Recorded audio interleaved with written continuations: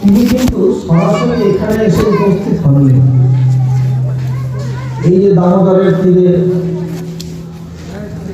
এই পুণ্যভূমি, এখানে আমোদ কুমারী দেবী তাকে নিয়ে এসে আপনাদের সামনে রেখেছেন। তাই আজকের এই উৎসব পার্বণ পায়ে পায়ে ৯২টি বছর পেরিয়েছে।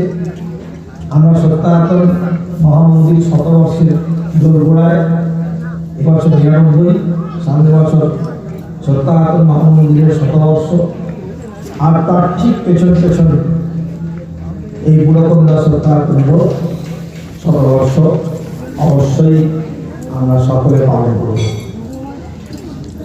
তো এই যে একজন মানুষের জীবন, বিশেষ করে আমাদের সামনে যিনি আসেন এই আমোদ কুমারী দেবী, বুড়োকন্দা সত্যায়তনে এসে তার কথা,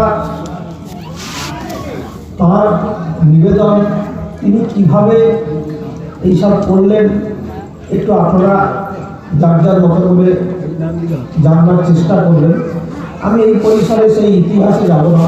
বুড়োকন্দা সত্যায়তনের যারা রয়েছেন প্রবীণ ব্যক্তি, তারা সকলেই জানেন। আমরাও তার কাছে অনেক গল্প শুনেছি।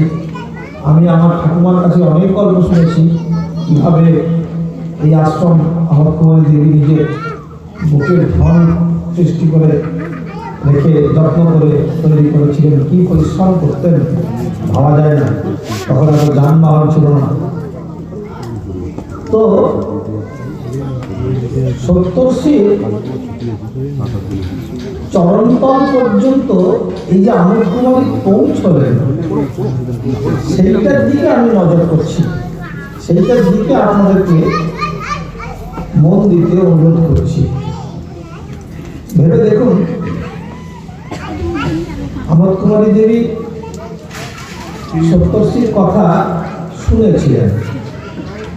শুনে তার খুব ইচ্ছা হলো যে গুরুদেবকে তাকে দেখতে যাবে। যথারীতি ছাত্রার সঙ্গে তার একটা পারিবারিক সম্পর্ক ছিল, আপনারা জানেন।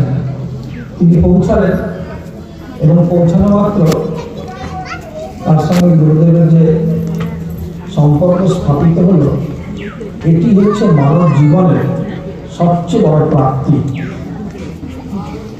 আপনারা দেখবেন সত্যায়তনের যত প্রার্থনা আছে, সেই প্রার্থনায় আমরা যা বলি তাতে একটি কথা সবচেয়ে বেশি গুরুত্ব পায়, সেটা হচ্ছে আমার যে মন, সেই মনের যেন শুভ ইচ্ছা হয়। আর কোনো কিছু কিন্তু কোনো সত্যাশ্রয়ী কখনো সদ্গুরুর কাছে চাইবেন না, চেয়ে থাকেন না।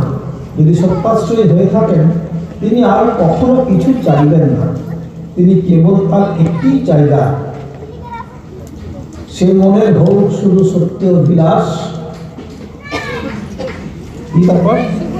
শুভ ইচ্ছা হোক তার ছাড়িয়া বিলাস। ভেবে দেখো, সকলের ক্ষেত্রেই আমরা এই কথাই বলবো, এই যে শুভ ইচ্ছা, এই শুভ ইচ্ছাটি একমাত্র কিন্তু সদ্গুরু প্রেরণ করেন। আমরা সবাই খুব ভালো করে জানি, আমরা যা চাই তা পার্থিব। আমরা চাকরি চাই, বাড়ি চাই, জামা কাপড় চাই, প্রতিষ্ঠা চাই, সম্মান চাই, এসব কিন্তু পার্থিব। আর আমরা এটাও খুব ভালো করে জানি, সবাই জানি, এই পার্থিব বস্তু ঈশ্বরের পক্ষে দেওয়া সম্ভব না। কারণ পার্থিব বস্তুর তো একটা পার্থিব রূপ আছে, আর ঈশ্বরকে একটি বিমূর্ত কল্পনা। আপনি কি করে পাবেন? ঈশ্বরের কাছ থেকে আপনি যেটা পেতে পারেন, সেটাই সত্যাশ্রয়ীদেরকে চাইতে বলা হলো শুভ ইচ্ছা, আর কিছু নয়।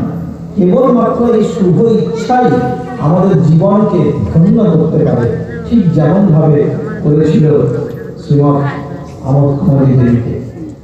তার এই যে শুভ ইচ্ছা হয়েছিল, যে গুরুদেবকে দেখতে যাব, চিনি না, জানি না, কোনোদিন দেখেননি, শোনেননি, তার কথা তখন এত ফটোগ্রাফের তো যুগ ছিল না, কোথায় পাবেন?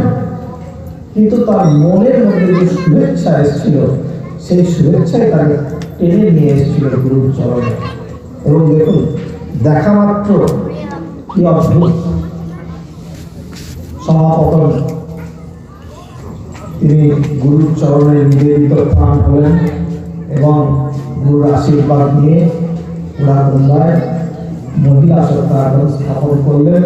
সেই সত্যাগ্রহ ৯২ বছরে পা দিয়েছে। কম কথা না। তাহলে ব্যাপারটা এইভাবে ভাবুন আপনারা সকলে। আমি তো বলবো যে সত্যাশ্রয়ীদের জন্য সপ্তর্ষি তার দর্শনে যে দিক ইঙ্গিত করেছেন তার মূল তত্ত্বটি হচ্ছে শুভেচ্ছা। আমাদের যেন সেই শুভেচ্ছা হয় যে আমরা সদ্গুরুর কাছে প্রার্থনা করি, সেই শুভেচ্ছা করি যাতে করে আমাদের মন, যে মনই একমাত্র ব্রহ্মের বিজ্ঞান জানে, সেই মনের রহস্য যেন আমরা অনুধাবন করতে পারি এবং সেই মনকে নিয়ে আমাদের সাধন পক্ষে সঞ্চয় করতে পারি, ধন্য করতে পারি। আজকে উৎসব শুরু হয়ে গেছে, আর বেশি কথা নয়, একটু গান টান হোক সকলের সৎসঙ্গের মধ্যে।